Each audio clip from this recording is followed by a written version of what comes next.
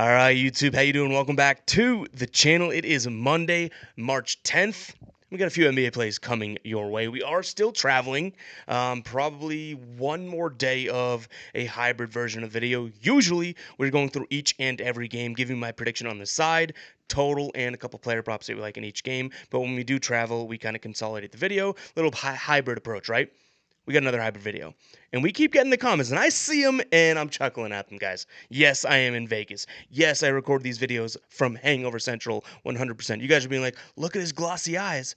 But the glossy eyes are kind of coming through. Are we realizing that? You know the rose-colored lenses thing? Like I'm viewing the board from a glossy eye perspective, and we keep cashing. That is 2 sweeps in a row here. Smash the like button, hit the subscribe button for that. Yesterday we had the Suns and Grizz money line that cashes. Rudy Gobert over in points. Like I said, kind of a gamble on the gamble, but ends up with 16 points. And then Jaden McDaniels over 8.5 rebounds plus assists finishes with 11. If we had the soundboard, we'd be shooting off the money gun. We don't have it, but you know what? We're still pretty damn excited about that. Like I said, these eyes, glossy as all hell, but they're still seeing it clearly. Yes, you guys are right in the comments, though. We are in Vegas, and we are enjoying ourselves, and we are recording these videos with a headache. But you know what? We're making it through. So shout out to you guys for those comments. I do find them very, very funny.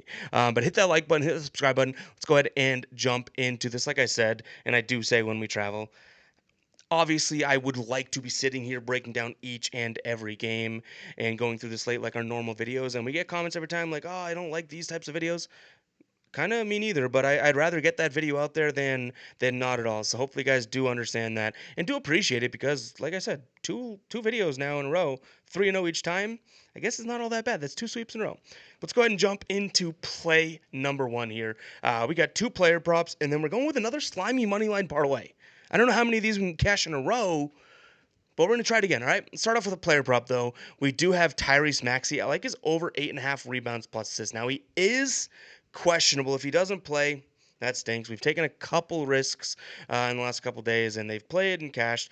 Let's keep it here. So there's a couple reasons why I do like this spot. Now, he's going up against the Atlanta Hawks. If you look at Tyrese Maxey from an assist perspective, 31% of his assists, which is a decent amount of assists, right? Like almost 1/3 of his assists come at the restricted area. Now, there's a ton of assists, a ton of injuries that he could be passing to some of these guys, Joel Embiid, for example, right? Ton of injuries on the Sixers side of things, but either way, the Hawks allowing the 3rd most points in, or 2nd most actually, in the paint right at the restricted area specifically. So I do like the idea of Tyrese Maxey being able to get those assists. Now, why do we throw the assists with the rebounds, right? Why do we kind of group those together? Well, if we actually look at how the Hawks rank against point guards, 5th most rebounds allowed. We look at Tyrese Maxey. He's actually averaging over 3 rebounds per game over his last 10. He's hitting 7 of his last 10.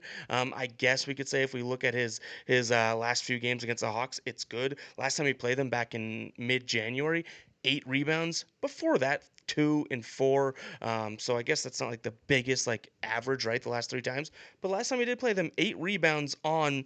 I want to say it was like a decent amount of chances. I don't have that number in front of me either. But either way, I like the quantity from him. Again, he fits kind of the bill in terms of being able to dime out with the guys that score down low. 31% of his assists come down low at the rim. That's where the Hawks struggle. 2nd most points allowed. Tyrese Maxey from a rebound perspective, 2 of his last 3 against them.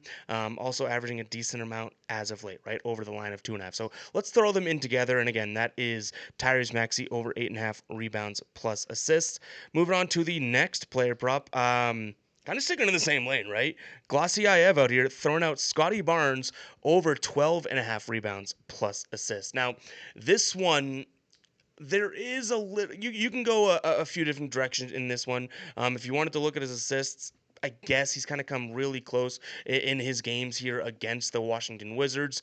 He's got 4, I think is 9, 4, 9, 4, 4, if I'm not mistaken. You could look at him from a rebound perspective. He's kind of crushed as of late. Again, I'm kind of just taking the quantity over quality here and looking at a guy that should be able to do both. Over 12.5 rebounds plus assists should be fairly feasible for Scotty Barnes, especially going up against a team that is struggling when it comes to preventing any sort of rebounds to anybody. And then you look at Scotty Barnes' team, right? Jakob Pertl, most likely not in this one.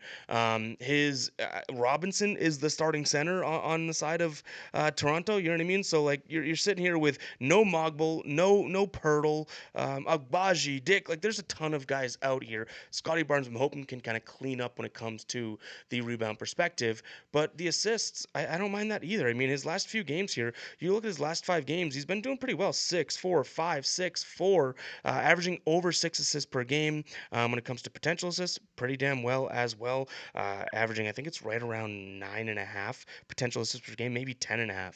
So yeah, I'm throwing them in again, once again, together. Scotty Barnes over 12.5 rebounds plus assists.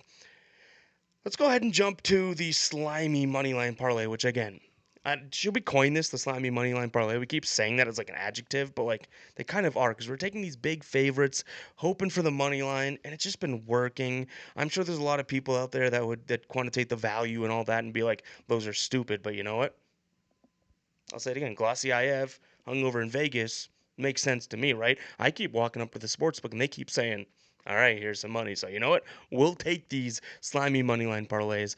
Spurs and the Warriors. All right.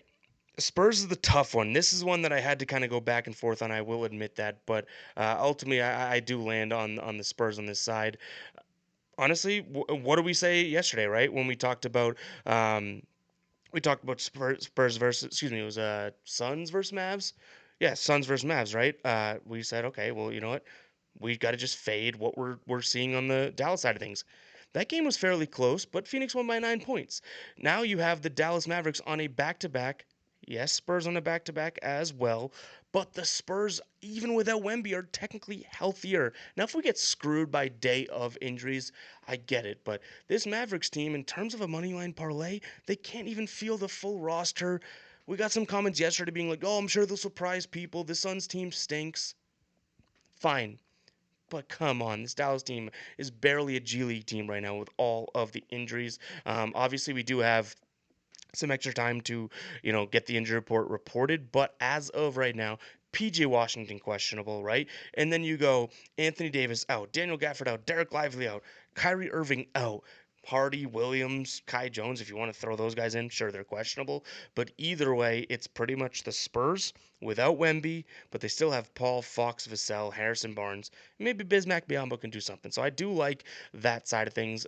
But like I said yesterday, this is not me really backing the Spurs. It's more or less me saying, let's fade the Mavs. Now, the slimy parlay, at some point, the wheels might fall off. Hopefully, it is not today. All right, moving on to the second leg of this one. This is even up? Oh, boom. All right. I don't know if that was up earlier, but Golden State on the money line here. Now they're going up against the Trailblazers. This Blazers team has been pretty tough to kind of peg recently, right? They've gone on stretches where they look really good and the defense looks really good. They've gone on stretches where they look kind of bad and it's like, oh, that was all a fluke. The Warriors, you guys know what I keep saying, right? The Warriors are a great, I mean, they've won 9 of their last 10. They're playing really, really well. And the only time I like to kind of look against the Warriors as of late is when you can say, oh, that team is going to absolutely dominate them from a size perspective. No DeAndre Ayton, no Robert Williams, Klingon. Okay, maybe he is a big guy out there, but then you go Jeremy Grant and Denny Avdija. Yes, it's Advia, but I like Avdija better as the 3 and the 4. And Denny Avdija is listed as questionable. Like this is not the biggest of Portland teams right now, so there goes the advantage for Golden State. If you can't oversize them, I think that Steph, Moody, Pozemski, I think he's probably maybe questionable if he doesn't play, whatever. But Jimmy Butler, Draymond Green, like this is it's a good look for Golden State, especially at home. Again, they're playing some really, really good basketball. So just throw that in there. Overall, 9-1 over the last 10. When they did play recently this year, I say recently, it was early October. So I guess take it for what it's worth. 140 to 104. 140 to 104. Just do that again, Golden State. So, to recap here, we do have 3 plays. I rambled a lot, but like I said, it is what it is, right? It's where we are. It's product of the environment out here. We do have Tyrese Maxey over 8.5 rebounds plus assists. We have Scotty Barnes over 12.5 rebounds plus assists. And then a slimy little money line parlay. Spurs Warriors money line. Let's see what we got, guys. Can we go 3-0 again for the 3rd straight night? Maybe. Who knows? Appreciate you guys for tuning in, and we'll catch you guys in the next one, right? Peace out.